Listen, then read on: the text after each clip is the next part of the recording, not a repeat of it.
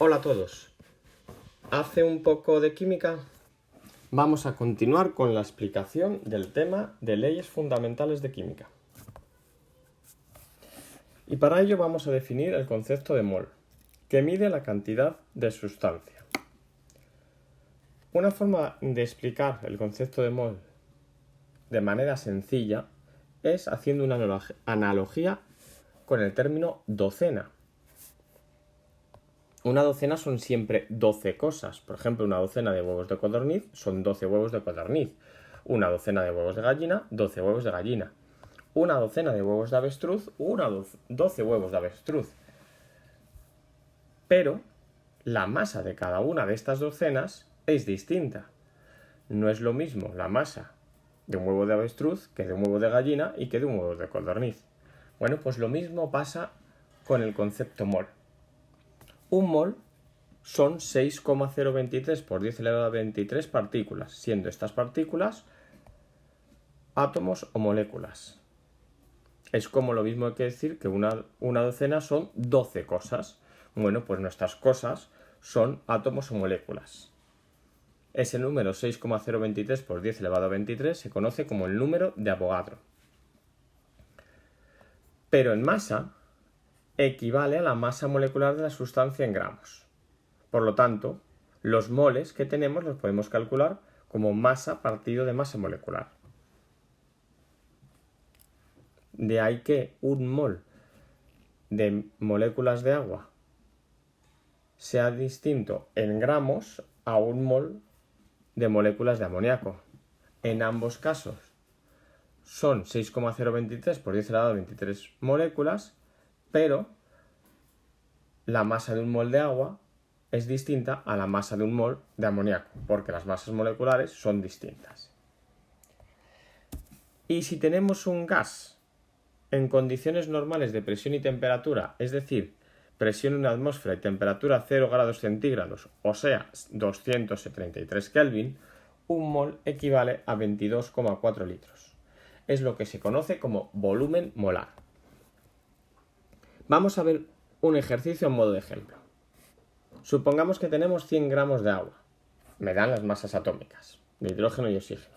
Me preguntan primero cuántas moléculas poseemos. Bien, pues hallamos los moles, que es masa partido de masa molecular. 100 entre 18. La masa molecular del agua es 18. Pues si un mol son 18 gramos, 100 gramos, ¿cuánto es? Pues 100 entre 18, 5,56 moles.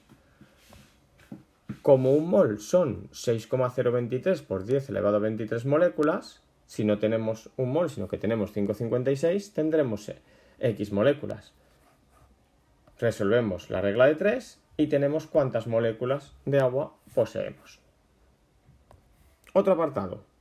¿Cuántos átomos de hidrógeno tenemos en esos 100 gramos de agua? Bueno, como una molécula de agua posee 2 átomos de hidrógeno, porque su fórmula es H2O, pues si tengo 3,35 por 10 elevado a 24 moléculas, tendré X átomos de hidrógeno. Resolvemos y contestamos a ese apartado. ¿Y si nos preguntan cuántos átomos totales tenemos? Bueno, pues resulta que una molécula de agua son 3 átomos totales, 2 átomos de hidrógeno y 1 de oxígeno. Pues si no tenemos una molécula, sino que tenemos las que hemos hallado antes, 3,35 por 10 elevado a 24, pues X átomos. Resolvemos. Otra pregunta que nos pueden hacer es ¿cuánta masa tiene una molécula de agua? Bueno, pues 6,023 por 10 elevado a 23 moléculas son 18 gramos de agua. ¿Por qué? Porque un mol de agua son 18 gramos y un mol de agua son 6,023 por 10 elevado a 23 moléculas. Vale, pues lo que hago es unir esas dos cosas, que 6,023 por 10 elevado a 23 moléculas, que es un mol de agua, son 18 gramos de agua. Vale, pues si no tengo todas esas moléculas, sino que solo tengo una molécula, serán X gramos. Resolvemos la regla de 3 y tenemos la masa de una molécula, que lógicamente me tiene que quedar un número bastante pequeño. Hablemos ahora de los gases,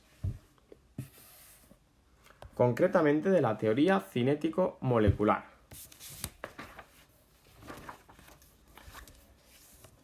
Boltzmann y Maxwell en el siglo XIX establecieron la llamada teoría cinético-molecular para los gases, que nos dice que los gases están compuestos por átomos o moléculas separados unas distancias bastante mayores que las dimensiones que poseen esos átomos o moléculas, por lo que podemos decir que estas moléculas o átomos son puntuales, es decir, sin volumen. Las moléculas de los gases están en continuo movimiento, un movimiento que se llama caótico, es decir, sin orden, chocando entre sí y con las paredes del recipiente. A los choques de las moléculas con las paredes del recipiente se le llama la presión del gas, es decir, son responsables de la presión del gas. Los choques entre las partículas son elásticos, es decir, no va a haber pérdida de energía en estos choques, por lo tanto, ni los vamos a considerar. La fuerza de atracción entre las partículas es prácticamente nula, ya que estas partículas están muy separadas.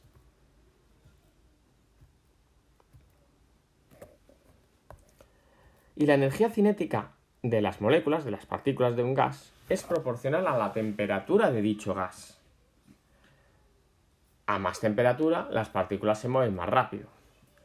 Vale, eso se puede expresar matemáticamente con la siguiente ecuación. La energía cinética media de las partículas es 3 medios de kT, donde la energía cinética se mide en julios, la temperatura se mide en Kelvin y esa constante K es la llamada constante de Boltzmann y equivale a 1,38 por 10 elevado a menos 23 julios partido de Kelvin. Valor que no os tenéis que aprender, se os daría en un ejercicio.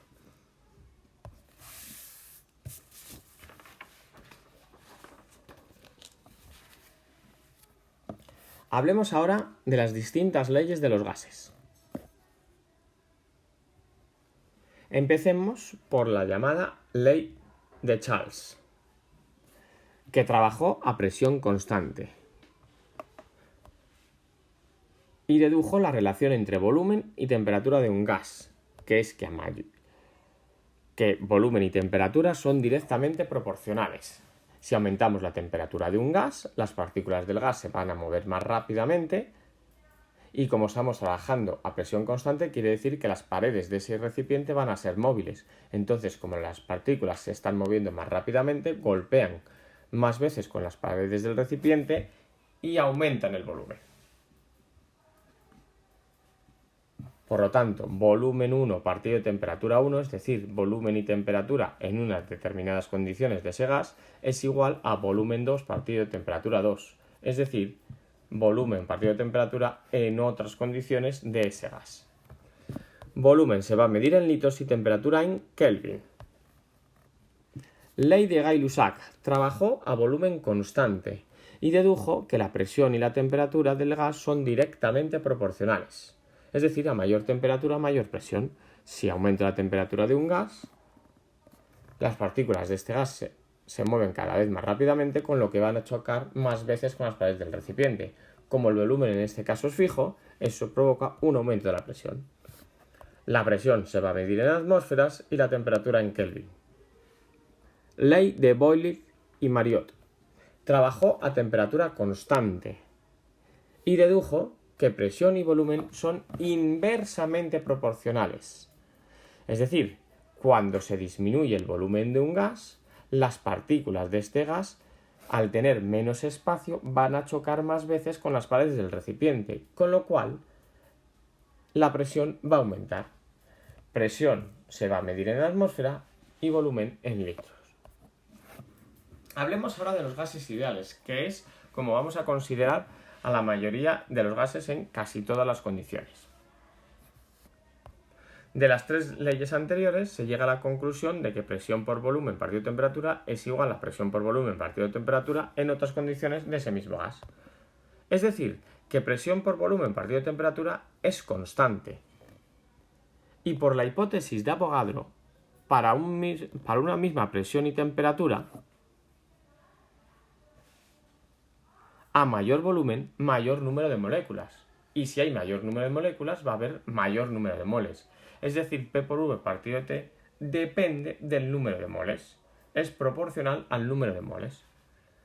Si despejo esa ecuación, me queda la llamada ecuación de los gases ideales, donde la presión se mide en atmósferas, el volumen en litro, la N son los moles, la temperatura se mide en Kelvin y R es la llamada constante de los gases ideales, cuyo valor es 0,082 atmósfera por litro partido de mol Kelvin.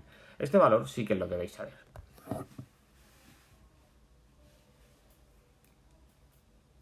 Supongamos que tenemos una mezcla de gases. Bueno, pues Dalton estableció la llamada ley de las presiones parciales, que nos dice que la presión total de una mezcla de gases es la suma de las presiones parciales de cada uno de los gases que componen esa mezcla, como si estuvieran solitos en ese volumen a esa temperatura. Presión total igual al sumatorio de las presiones parciales. La I pequeñita significa cada uno de los gases.